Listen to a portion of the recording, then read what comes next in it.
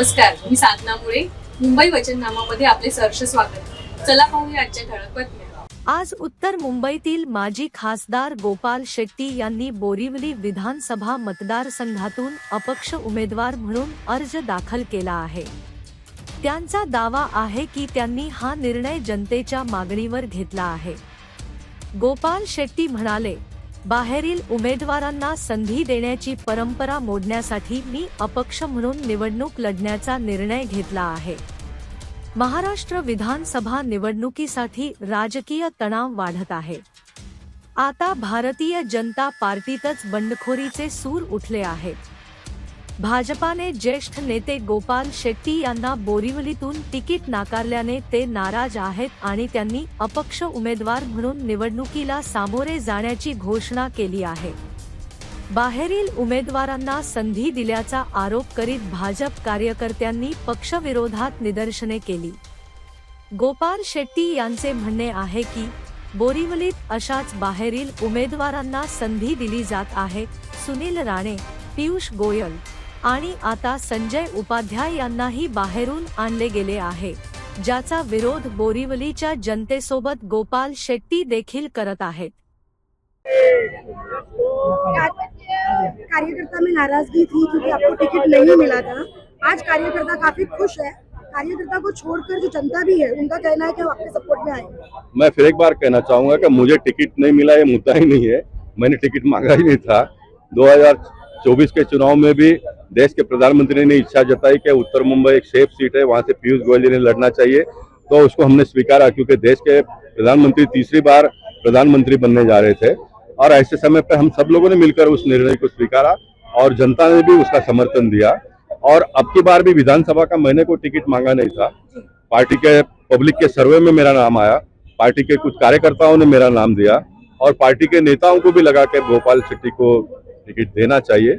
ये मीडिया में चला और पूरा चलने के बाद में भी मैं इस मत से था कि भाई लोकल में से किसी को मिलना चाहिए. कल सवेरे भी जब गणेश खनकर का नाम चल रहा था तो कार्यकर्ता फिर वापस मेरे पास आए, नाराजगी उन्होंने जताई. मैंने कहा कि गणेश खनकर अपना जिला का अध्यक्ष है, थोड़ा मतदार संघ थोड़ा बाजू का है, तो उसको हमने स्वीकारना चाहिए. किसी भी छोटे कार्यकर्ता को टिकट मिलता है तो हमने उसका विरोध नहीं करना चाहिए. कार्यकर्ता को मैंने मार्गदर्शन किया और मैंने ये निर्णय किया क्योंकि मैं अगर ऐसा करता हूँ तो मेरी जो साख है वो गिर जाएगी. मुझे जो जिस नजरिया से लोग देखते हैं कि एक सामान्य कार्यकर्ता को पार्टी टिकट दे रही है और फिर गोपाल शेट्टी उसका विरोध कर रहे हैं, वो मेरे लिए अच्छी बात नहीं है. जहां तक संजय उपाध्याय की बात है तो संजय उपाध्याय एक अच्छा कार्यकर्ता है, वर्षों से पार्टी के लिए वो भी काम कर रहा है. इसलिए संजय उपाध्याय का मेरा कोई विरोध नहीं है, लेकिन बाहर से आकर विरोध बोरिवली में लड़ना और किसी के भी साथ में बातचीत न करते हुए इस प्रकार का निर्णय करना ये भी थोड़ा सही नहीं है. क्योंकि मैंने ये निभाया है मेरे जीवन में. 2004 में जब बोरीवली के विधानसभा से हेमेंद्र भाई को टिकट काट कर मुझे दिया जा रहा था, तब मैंने हेमेंद्र भाई को खुद कहा कि हेमेंद्र भाई आप टिकट का देखो, ऐसा कुछ हो रहा है करके. मैं वो एथिक को पालन करने वाला व्यक्ति हूँ. मैं नगर सेवक के रूप में जब कॉर्पोरेशन में काम कर रहा था तो मुझे इम्प्रूवमेंट कमेटी का चेयरमैन बनने का अवसर आया, लेकिन मैं इम्प्रूवमेंट कमेटी का मेंबर नहीं था. इम्प्रूवमेंट कमेटी में योगेश सागर और पराग अडवाणी जैसे सक्षम हमारे नगर सेवक उसमें थे. तो मैंने कहा कि बाहर से मैं जाकर चेयरमैन बनूंगा तो उनका अपमान हो जाएगा, इसलिए मैं चेयरमैन नहीं बना. इसलिए कुछ एथिक्स का पालन मैंने जीवन में किया है. इसलिए कोई पार्टी के कार्यकर्ता को टिकट मिले और उसका विरोध नहीं करता हूँ तो इससे बड़ा अन्याय कोई भी नहीं होगा. ये मेरा कहना है. बिल्कुल, आपने विरोध तो उस टाइम में भी नहीं किया था, लेकिन बस इतना था कि आपसे डिस्कशन की गई थी. इस बार तो आपसे डिस्कशन भी नहीं हुई, इसकी नाराजगी तो होगी. कुछ तो पूछना चाहिए जिस हिसाब से है, लोगों को लगता है. नहीं, मुझे लगता है कि देखो आप डिस्कशन करेंगे. पार्टी का एक प्रॉब्लम ये है कि पार्टी को लगता है कि ये बात हम लोगों के सामने रखेंगे तो कोई इसको एक्सेप्ट नहीं करेंगे. मैं भी मानता हूँ कि एक्सेप्ट नहीं करेंगे, कार्यकर्ता एक्सेप्ट नहीं करेंगे, लेकिन पार्टी ने जो एक अपनी जवाबदारी है उसको तो पूरा करना चाहिए ना. आप बात करिए ना.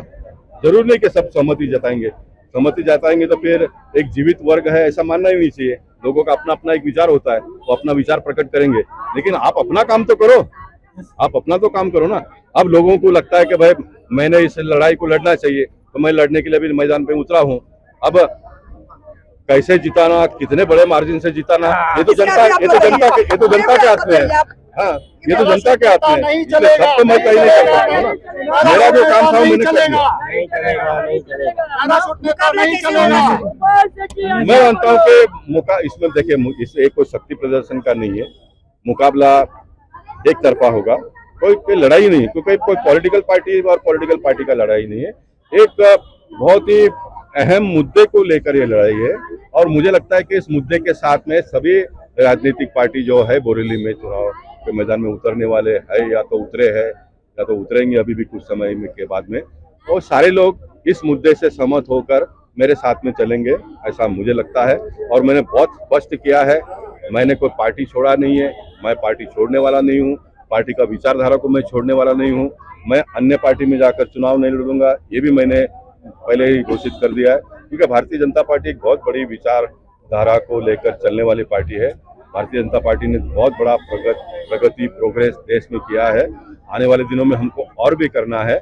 इसलिए एक दिन में सब खराब हो गया, खत्म हो गया, ये मेरा स्वभाव कभी भी नहीं रहा था।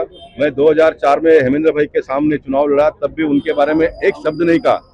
मेरे सामने यही मुद्दा था कि जिनके साथ में 25 साल मैंने काम किया, आज मैं चुनाव लड़ा तो मैं अनाप शनाप बातें करूंगा तो लोगों के गले उतरेगा नाही। आपल्या मुंबई वचननामा चॅनलला सबस्क्राईब करा आणि बेल आयकॉन दाबायला विसरू नका।